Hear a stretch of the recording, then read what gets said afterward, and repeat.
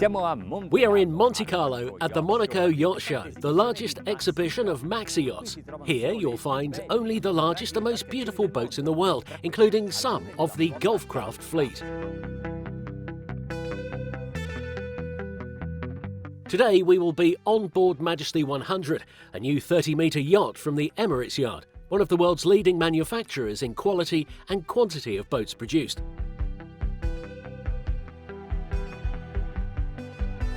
It's a fiberglass yacht built with advanced technologies that give way to a robust yet lightweight hull to achieve high dynamic performances and excellent stability.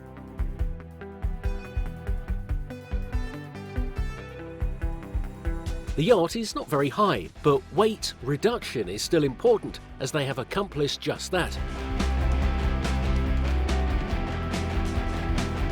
As always, according to the Majesty style, the outside lines are elegant and harmonious, no extravagant form. Instead, a style of universal beauty that appeals to more than just enthusiasts from only one country or culture, but which will undoubtedly stand the test of time, like a work of art.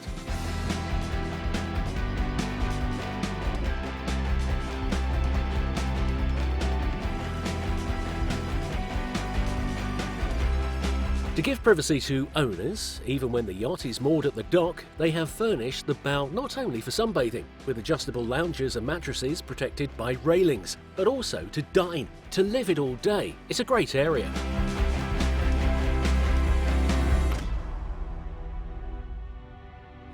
For the first time, Majesty has used vertical windows, as is done on professional vessels. They are more effective, especially to improve visibility at night and in bad weather, and the edge of the ceiling protects them.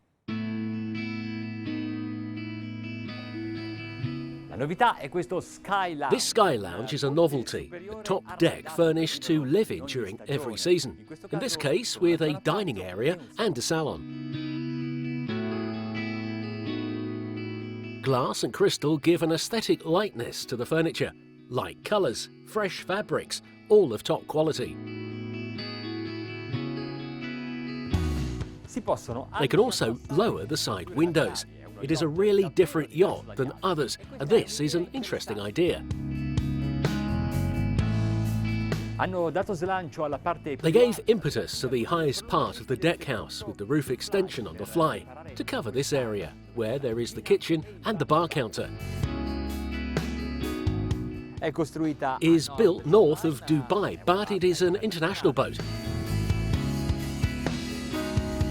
Aft, sofas, armchairs and tables can be placed at will. You can also install a jacuzzi big enough for 5. The cockpit, already quite extensive, is made larger with 2 side balconies.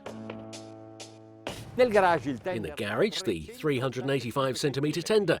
Towards the stern, a multifunctional mobile platform that descends underwater or rises to facilitate boarding or disembarking. The main deck is divided into 2 zones, the salon and the owner's cabin. The deck and most of the furniture are bleached oak. The coatings, the finishings, are eucalyptus frieze.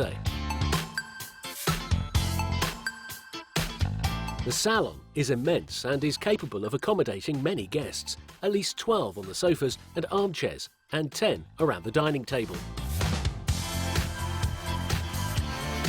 They have innovated the style with original lighting in the ceiling and in the bulkhead. The kitchen is simple but functional, and the appliances are the best. The interior and exterior design, all of the planning of the boat is handled directly by Majesty. The windows are almost floor to ceiling, and the last one has a raised central zone that gives motion and incorporates the lighting. The master suite is located in the bow, and we reach it through the study, with desk and built-in vanity. This environment is illuminated by 4 windows along the sides and 2 in the ceiling. This is the natural light that filters from the top deck. At certain times, the artificial light isn't even needed. Along the left side, a shelf with 2 armchairs for breakfast. On the opposite side, a cabinet of identical shape.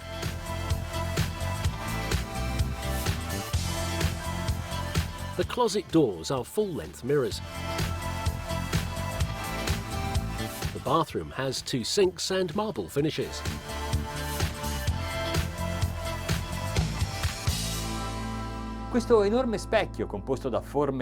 This huge mirror made up of irregular pentagon shapes is located in the hallway, from which you can access the 4 guest cabins, some with double beds, others with singles. The 2 twin bed cabins are equally bright and have a 3rd bed by way of the couch, with the protection for children. Note that the class, decor, materials, finishes are the same as the main suite.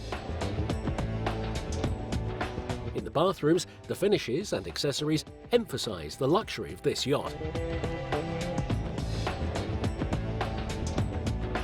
To pilot it, you have to climb up a level, but this is not just a wheelhouse. It is a room so airy and spacious that it can, at some point, become a room for private conversation, or, more simply, the commander's office. For the crew, 3 cabins, all with 2 bunks. Here is another sign of spaciousness of this hull, of 31.7 metres. Before the engine room, the area from which you can control the engines and all the onboard systems.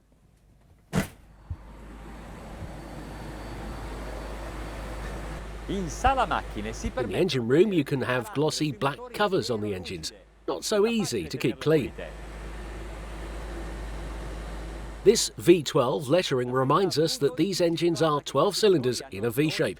They are 1,900 horsepower MAN engines. And now, to try the Majesty 100. We'll travel from Monte Carlo to Cannes.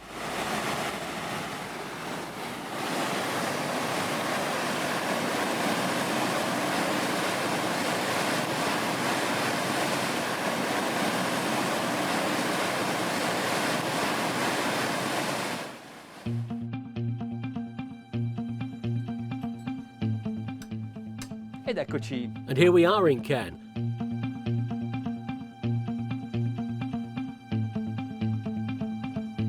Al comando del Majesty 100, con a disposizione una plancia enorme dove installare qualsiasi tipo di At the command of the Majesty 100, with a huge helm where you can install any kind of instrumentation. But near the wheel, throttle, trim tabs, steering and, well, everything you need is right here in front of us, on these Garmin screens. We begin to take some navigation data.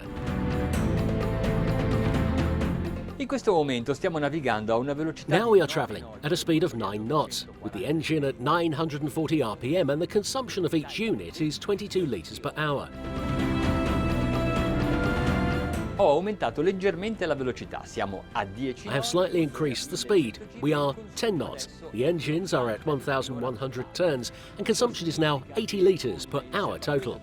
This means that with the fuel tank we can navigate about 200 hours. At 10 knots, that means 2,000 miles of autonomy.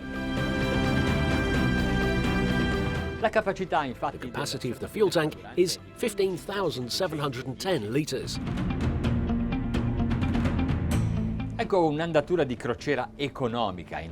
This is an economic pace, around 12 knots. At this time, we are consuming about 10 litres per mile, and therefore the autonomy is 1,500 miles, or even a bit more.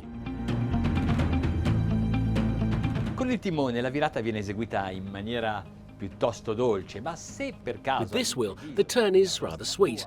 But if by chance suddenly there was an obstacle in front of your bow, such as a fishing net, you can turn much faster with the tiller. Watch.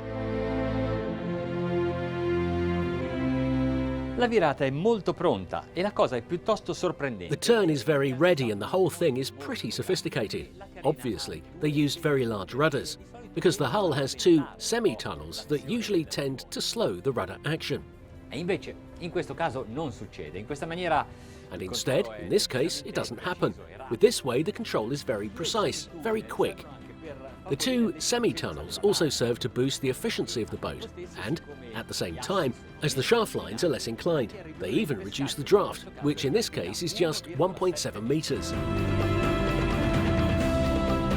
Adesso portiamo I motori al loro Now we bring the massimo engines to their maximum cruising speed, which for these 1,900 horsepower V12s is about 2,100 RPM. We are sailing against both the sea and the wind, and our speed at this moment is 18 knots. Some other data regarding the capacity of the tanks. The water tanks contain 3,500 litres, but you can also produce it with a desalination unit, 140 litres per hour. Wind and sea here are increased, but the boat continues to navigate at the same trim angle. The pitch is truly reduced to the minimum, the roll as well, but that is due to the stabilising fins. La massima velocità è di oltre 20. The maximum speed is more than 21 knots, almost 22 knots, at 2,310 RPM, with a consumption of 700 litres per hour. But more than anything else is the longitudinal stability of this hull. There is no pitch, not even when we hit the waves. Gulfcraft utilizza metodi di progettazione e costruzione avanzati. Gulfcraft uses advanced design and construction methods, and with the data we measured today during the trial of this Majesty 100, we can say that their hulls are also efficient in terms of speed and fuel consumption. Of course, relative to the size of this boat.